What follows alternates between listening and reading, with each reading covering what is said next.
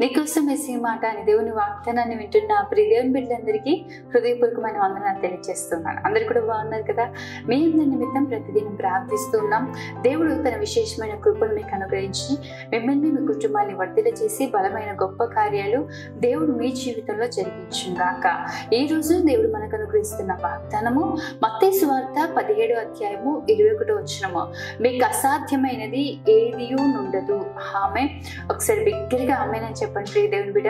నిజమే, మన జీవితాల్లో అసాధ్యమైనది ఏది ఉండదు. చాలాసార్లు దేవునికి అసాధ్యమైనది ఏదీ లేదు అని మనం ఆ మాటను అనేక మార్లు వినుంటాం కదా. అయితే ఈ రోజు దేవుడు మనతో మాట్లాడుతున్న మాట ఏంటి తెలుసా? మీకు ఆవగింజంత విశ్వాసం ఉంటే.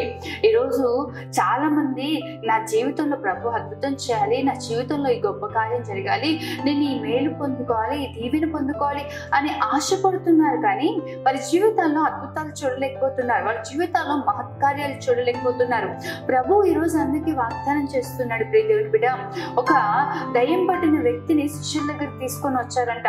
ఎంతసేపు శిష్యులు ప్రయాసపడినా ఆ దయ్యాన్ని విడిపించలేకపోయారు.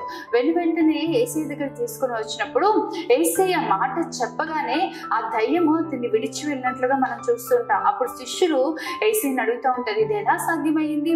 మేము కూడా ప్రయత్నించాం కదా, మేము చేస్తే జరగంది, మీరు మాట చెప్తే ఎలా జరిగింది అంటే యేసయ్య చెప్తున్న మాట అక్కడ, ఆవగింజంత విశ్వాసం మీకుంటే అసాధ్యమైనది కూడా మీ జీవితంలో సాధ్యపరచబడుతుంది. నిజమే ప్రియ దేవుని బిడ్డ, ప్రభువు యందు నమ్మిక ఉంచండి, విశ్వాసం కలిగి ప్రార్థన చేయండి. అడుగుతున్నప్పుడు ప్రభు మనం మొర వింటున్నాడని, మన ప్రార్థనకు సమాధానం కలిగజేస్తాడని, మన అక్కర్లన్నీ తీరుస్తాడని విశ్వాసంతో ప్రార్థన చేయండి. విశ్వాసంతో పలికి ఒక్క మాట అయినా చాలు, నీ జీవితంలో అద్భుతం జరుగుతుంది ప్రియ దేవుని బిడ్డ. కొంతమంది విశ్వాసం లేకుండా గంటల తరబడి ప్రార్థిస్తూ ఉంటారు, వారి పట్ల ఏ అద్భుతము ఏ గొప్ప కార్యం జరగదు. కానీ ఈరోజు విశ్వాసం కలిగి ఆవగించేంత విశ్వాసం, చూడండి ఆవగించి ఎంత ఉంటుంది. నిజమే, ఒక్కసారి మనల్ని మనం పరీక్షించుకుందామా?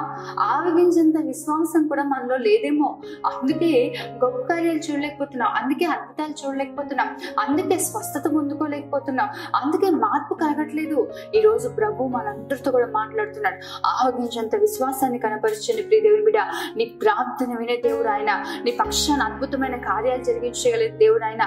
నా పేరిట మీరు ఏం అడిగినా తండ్రి మీకు అనుగ్రహిస్తాడని వాగ్దానం చేసిన దేవుడు ఆయన. నిశ్చయంగా అడగండి, ఆ విశ్వాసంతో ప్రార్థన చేయండి, ఆవగించేంత విశ్వాసంతో ప్రార్థన చేయండి. మీకు అసాధ్యమైనది ఏది కూడా ఉండదు. ఆమేన్. ప్రార్థన చేసుకుందాం. మహోన్నతుడైన తండ్రి, సర్వశక్తిమంతుడైన దేవా, సర్వాధికారి నీకే వందనాలు స్తోత్రాలు చెల్లిస్తున్నాం ప్రభువా. ఎంత చక్కటి మాట ప్రభువా. నిజమే, నీ అందు విశ్వసించిన వాడిని నీవు ఎప్పుడూ సిగ్గుపడలేవు అయ్యా. నీ అందు విశ్వాసంతో చేసే ప్రతి ప్రార్థనను నువ్వు ఆలకిస్తావు, విశ్వాసంతో చేసే ప్రతి పనిని ప్రతి క్రియని నీవే ముందుకు కొనసాగింప చేస్తావు తండ్రి. ఈరోజు ఎంతమంది అయితే ప్రభు మాటలు విని విశ్వాసముతో నీ సన్నిధిలో ప్రార్థిస్తున్నారు, నువ్వు అద్భుతం చేయగలుగుతావని ఎంతమంది అయితే విశ్వసించి మొరపెడుతున్నారు, వారందరి జీవితాల్లో అసాధారణమైన గొప్ప కార్యాలు మీరు జరిగించబోతున్నందుకు స్తోత్రాలు. బిడ్డలను దీవించండి, వారి కుటుంబాన్ని ఆశీర్వదించండి, మేలు చేత నింపండి. ఈ రోజంతా నీ సన్నిధిని వారికి తోడుగా నుండి చేయమని యేసు నామమున అడుగుతున్నాను తండ్రి.